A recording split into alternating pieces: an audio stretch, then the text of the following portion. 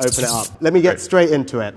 So, Bill Gates said, "There is no one in our time who has done more to push the bounds of science innovation than you." Well, it's kind of him to say. Yeah, well, that's it. That's a nice thing to have anyone say about you. Nice coming from Bill Gates. But oddly enough, when it comes to AI, actually, for around a decade, you've almost been doing the opposite and saying, hang on, we need to think about what we're doing and what we're pushing here and what do we do to make this safe and actually maybe we shouldn't be pushing as fast or as hard as we are. Like, I mean, you've been doing it for a decade. Like, what was it that caused you to think about it that way and why do we need to be worried? Yeah, I've been somewhat of a Cassandra for quite a while, where people would, I would tell people, like, we should really be concerned about AI. They'd be like, what are you talking about? Like, they've never really had any experience with AI. But since I was immersed in technology, I have been immersed in technology for a long time, I could see it coming. But I think this year there have been a number of breakthroughs. I mean, the point at which someone can see a dynamically created video of themselves, like somebody can make a video of you saying anything in real time, or me. So there's sort of the deepfake videos, which are really incredibly good, in fact, sometimes more convincing than real ones. Do you think governments can develop the expertise? One of the things we need to do is say, hang on, Demis, Sam, all the others have got a lot of very smart people doing this. Governments need to quickly tool up capability-wise, personnel-wise, which is what we're doing. I mean, do you think it is possible for governments to do that fast enough, given how quickly the technology is developing, or what do we need to do to make sure we do it quick enough? No, I think it's a great point you're making. The pace of AI is faster than any technology I've seen in history by far, and it seems to be growing in capability by at least 5-fold, perhaps 10-fold per year. It'll certainly grow by an order of magnitude next year. Yeah. So government isn't used to moving at that speed. But I think even if there are not firm regulations, even if there isn't an enforcement capability, simply having insight and being able to highlight concerns to the public will be very powerful.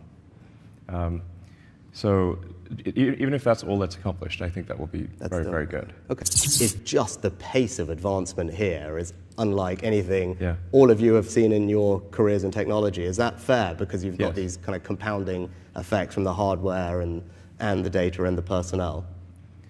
Yeah, currently the two leading centers for AI development are the San Francisco Bay Area and the sort of London area. And there are many other places where it's being done, but those are the two leading areas. So I think if the United States and the UK and China are sort of aligned on safety, that's all going to be a good thing, because that's where the leadership is generally. I took a decision to invite China to the summit over the last couple of days, and it was not an easy decision. A lot of people criticized me for it. My view is if you're going to try and have serious conversation, you need to. But what would your thoughts? You do business all around the world. You just talked about it there. Yeah. Should we be engaging with them? Can we trust them? Is that the right thing to have done?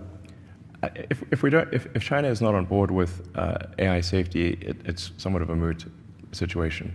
The single biggest objection that I get to any kind of AI regulation or sort of safety controls are, well, China's not going to do it, and therefore they will just jump into the lead and exceed us all.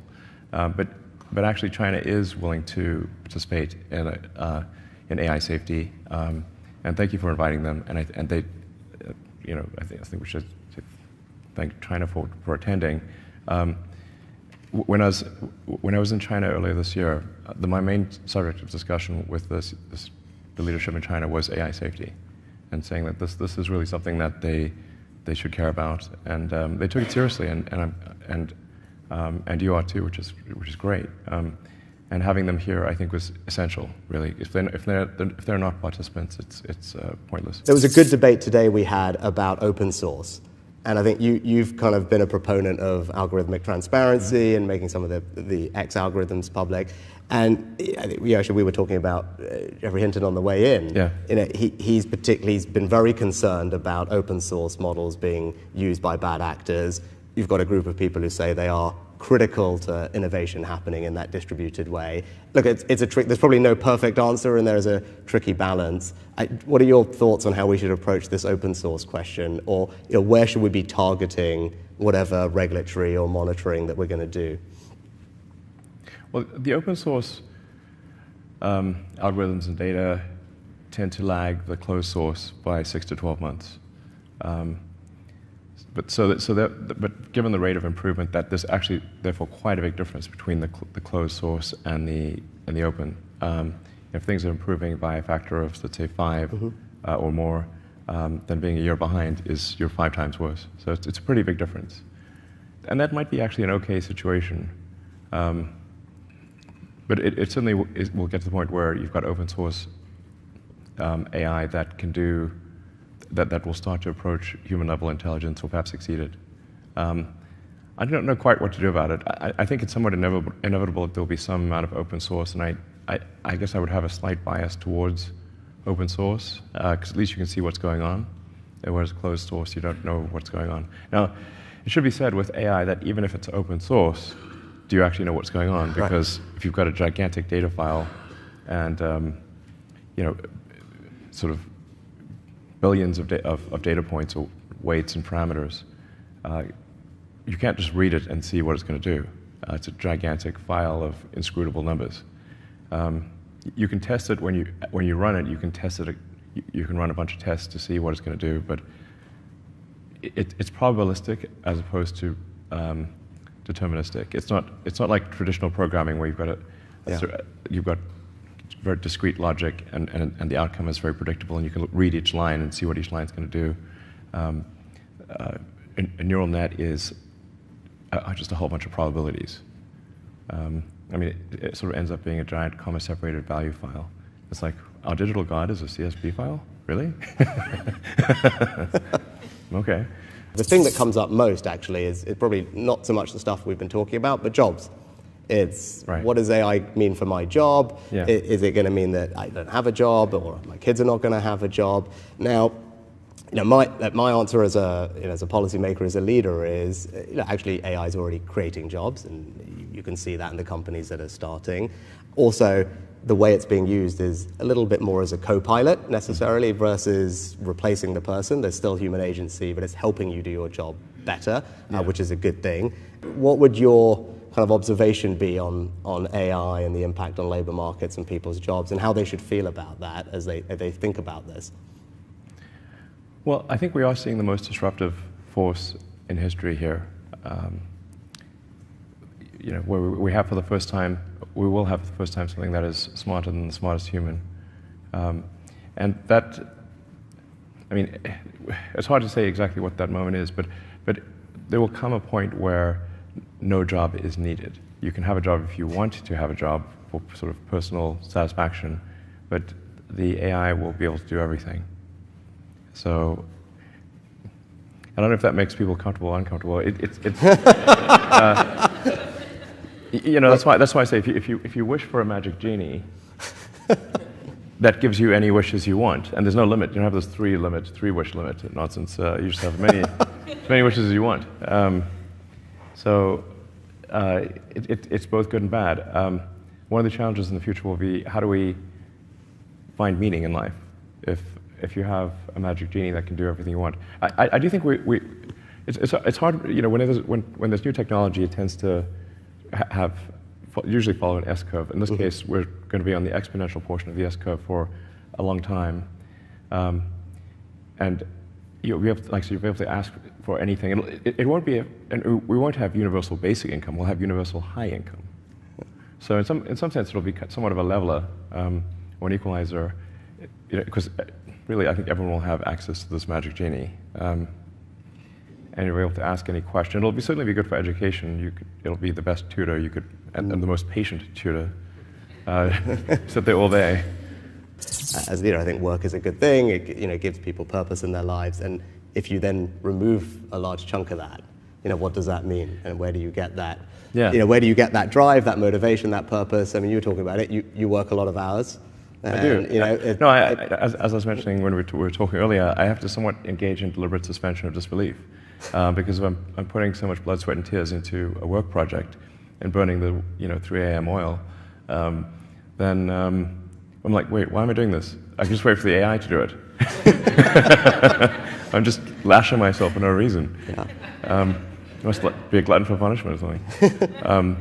You touched on the thing that I'm probably most excited about, which is in education. Yeah. And I think many people will have seen Sal Khan's video from earlier this year, his TED Talk about, as you talked about, it's like personal tutor. Yeah, personal tutor, an amazing personal tutor. An amazing personal tutor, and we know the difference in learning. Having that personalized tutor is incredible compared to classroom learning. So if you can have every child have a personal tutor specifically for them that then just evolves with them over time, that could be extraordinary.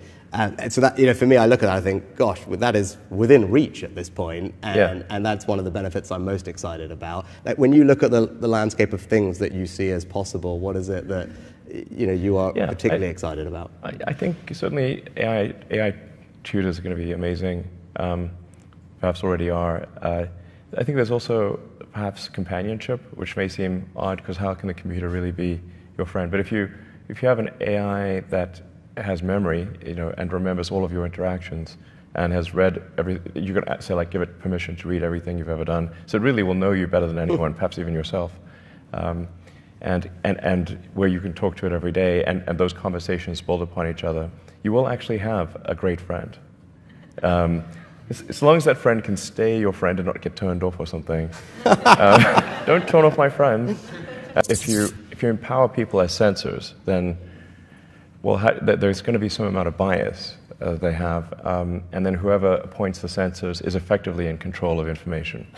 So then the idea behind community notes is, well, how do we have a consensus-driven so it's not really censoring it, but consensus-driven approach to truth. How do we make things the least amount untrue? Like you can say, like one can't perhaps get to pure truth, but you can aspire to be more truthful. So the thing about community notes is it doesn't actually delete anything. It simply adds context. Now that context could be this thing is untrue for the following reasons. But importantly with community notes, everything is open source actually. So you can see the software, every line of the software, you can see all of the data that went into a community note, and you can independently create that community note. So if you see manipulation of the data, you can actually highlight that and say, well, there appears to be some gaming of the system, and you can suggest improvements.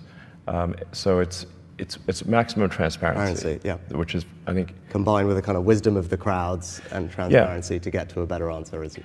And really, one of the key elements of community notes is that in order for a note to be shown, people who have historically disagreed must agree. I was just going over with the team a couple of things that we're doing, because I was saying, like, how are we doing AI right now that it's making a difference to people's lives?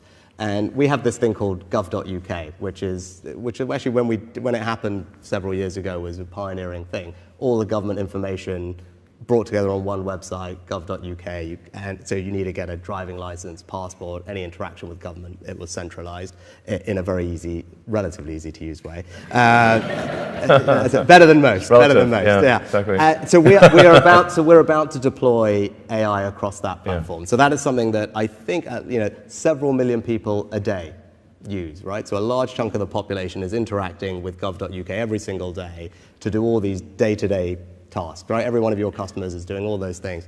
And so we're about to deploy AI into that to make that whole process so much easier. Because some people will be like, look, well, I'm currently here and I've lost my passport and my flight's in 5 hours. At the moment, that would require how many steps to figure out what you do. When we deploy the AI, it should be that you could just literally say that and boom, boom, boom, boom, boom. This is what we're going to do. Walk you through it.